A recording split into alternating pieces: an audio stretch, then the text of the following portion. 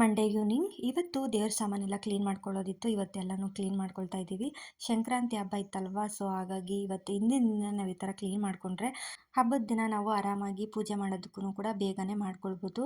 So ಈಗ ಎಲ್ಲನೂ clean ಮಾಡ್ಕೊಂಡಿದ್ದಾಯಿತು. ಫೋಟೋನೆಲ್ಲ ಒರೆಸಿಟ್ಕೊಂಡು ನಾವು ಇವಾಗ ದೇವ್ರ ಮನೆಯಲ್ಲೂ ಕೂಡ ಎಲ್ಲನೂ ಜೋಡಿಸಿಟ್ಕೊಂಡ್ವಿ. ಹಾಗೆ ಸ್ವಲ್ಪ ಎಳ್ಳು ಬೆಲ್ಲ ತುಂಬೋದಿತ್ತು, ಸೊ ಪ್ಯಾಕ್ ಮಾಡ್ಕೊಳ್ತಾ ಇದ್ದೀವಿ. ನೋಡಿ, ನಮ್ಮ ಪಾಪನು ಕೂಡ ಇಲ್ಲಿ ನಮಗೆ ಹೆಲ್ಪ್ ಮಾಡ್ಕೊಡ್ತಾ ಇದ್ದಾನೆ.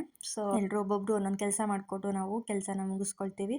ಸೊ ಹಾಗೆ ಬಣ್ಣ ಹಾಕಬೇಕಿತ್ತಲ್ವ ರಂಗೋಲಿಗೆ, ಅದನ್ನು ಕೂಡ ಎಲ್ಲ ರೆಡಿ ಮಾಡಿ ಇಟ್ಕೋತಾ ಇದ್ದೆ. ಹಾಗೆ ತೋರಣ ಕಟ್ಟೋದಕ್ಕೂ ಕೂಡ ಎಲ್ಲ ಮಾವಿನ ಎಲೆನೆಲ್ಲ ಕಟ್ಕೊಂಡು ನಾವು ಹಿಂದಿನ ದಿನನೇ ಈ ರೀತಿ ಮಾಡ್ಕೋತೀವಿ. ಕಟ್ಕಾವಲು ಕೂಡ ಕಟ್ಕೊಳ್ಬೇಕಾಗುತ್ತೆ ಅಲ್ವಾ, ಸೊ ಹಾಗಾಗಿ ಹಿಂದಿನ ದಿನನೇ ಈ ಥರ ಎಲ್ಲ ಮಾಡಿಕೊಂಡ್ರೆ ನಾವು ಹಬ್ಬದ ದಿನ ನಾವು ಆರಾಮಾಗಿ ಪೂಜೆ ಮಾಡ್ಕೊಂಡು ನಾವೆಲ್ಲರೂ ಒಬ್ಬೊಬ್ರು ಒಂದೊಂದು ಕೆಲಸನ ಮಾಡಿಕೊಂಡು ಕೆಲಸನ ಬೇಗನೆ ಮುಗಿಸ್ಕೊಳ್ತೀವಿ. ಹಾಗೆ ನನ್ನ ಹಸ್ಬೆಂಡು ಕೂಡ ತೋರಣ ಕಟ್ಕೊಟ್ರು.